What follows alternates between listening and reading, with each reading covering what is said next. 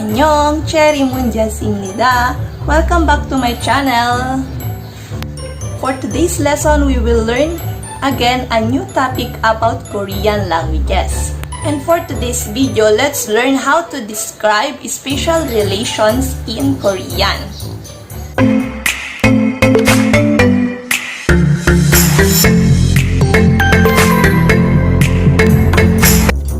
Learn Korean Lesson 10 Location. On our previous lesson, we learned about how to say where things are with the particle e. We learned how to describe where things or someone or something in a certain place and ask questions, where is something or someone. You can click the link in the description below para mabalikan po yung ating last lesson if you want. And for today's video, let's learn how to describe spatial relations in Korean. What is spatial relation? Spatial relation specifies how some object is located in space with relation to some of reference object. So before we start this lesson, let's have some vocabulary words first.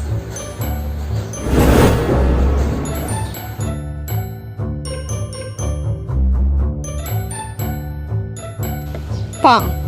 Pang means room. Pang. Kosil. Kosil is living room. Chubang is kitchen. Chubang. Television. Television means television. Sofa means sofa. Nengjanggo means refrigerator. Wija. Wija is chair. Checksang is desk. Checksang. Setakgi is washing machine. Setakgi. Chimde is bed. Chimde. Let's repeat it once again. Pang. Kosil. Chubang.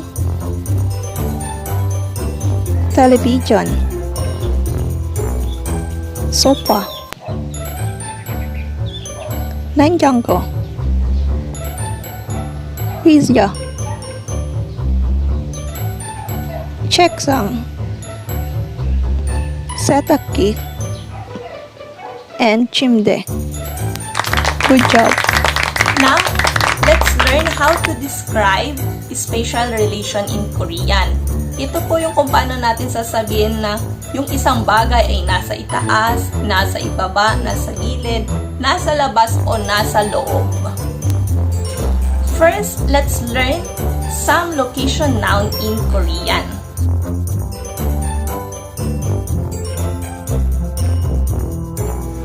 Okay, first is we. It means up. We. We in Korean and in English, it's up. Yung kabaliktaran po niya, yung kabaliktaran po ng we ay are. Are. Are means bottom. We are. We up and then are means bottom. Again po, we are. Next is inside and outside naman po tayo. Inside in Korean is an. An. An means inside. And then outside is pak. Pak. An, pak. An, inside. Pak means outside. And lastly, side means yok. Yok. Yok. Yok means side. Ibig sabihin, nasa tagiliran po, nasa gilid. Yok. Side is yok in Korean. Okay, again, let's repeat once again the 5 location noun that we learned. We means up. Ale means bottom. An means inside. Pak means outside. And then yop means side. Again, we, are, an, pak, yop. That's it.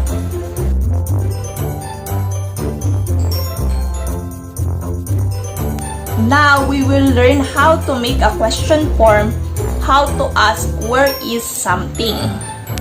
Aalamin natin po kung paano magawa ng question kapag gusto nating itanong kung nasaan yung isang bagay.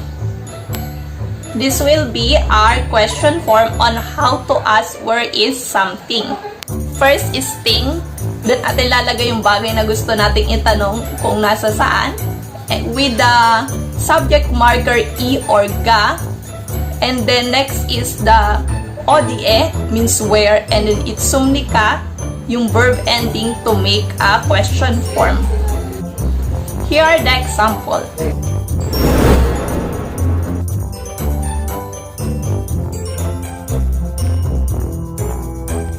Wijaga ODE itsumni ka. It means where is the chair. Wija means chair.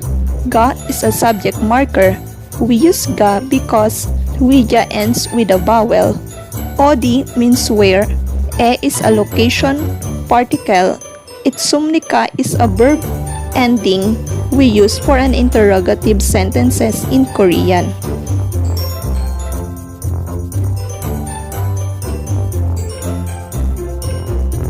And now for our third and last part of our lesson, we will learn how to make declarative sentence form with spatial relation.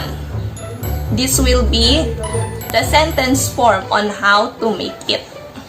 First is the things. Nasa unan po yung thing na tinatanong natin, na i-describe natin with the subject marker I or ga plus the place. And then location, noun with with the particle plus itsumnida or obsumnida naman kung wala doon. For example,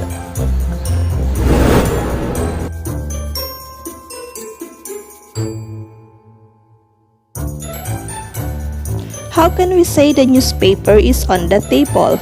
In Korean, 신문이 책상 위에 있습니다. It means the newspaper is on the table. 신문 means newspaper. Is a subject marker. 책상 is table or desk. 위 means top. E is a location particle. And 있습니다 is a verb ending that we use to say that something or someone is at a certain place. Here is another example. How can we say the chair is beside the table in Korean? In Korean, it is 위자가 책상 옆에 있습니다. It means the chair is beside the table. 위자 means chair. Ga is a subject marker. 책상 means table or desk. 옆 means beside. E is a location marker. And then 있습니다 is a verb ending to say that something or someone is at a certain place.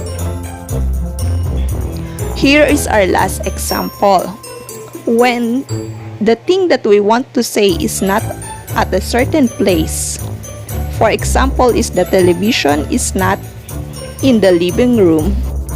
In Korean, television이 거실안에 없습니다. It means that the television is not in the living room. Television means television. I is a subject marker. Kosil means living room. An means in. E is a location particle. And obsumnibda is a formal verb ending for declarative sentence to say that the thing or something is not at a certain place.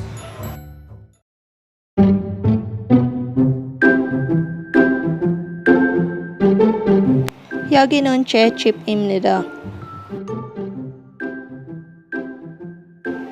여기는 거실입니다.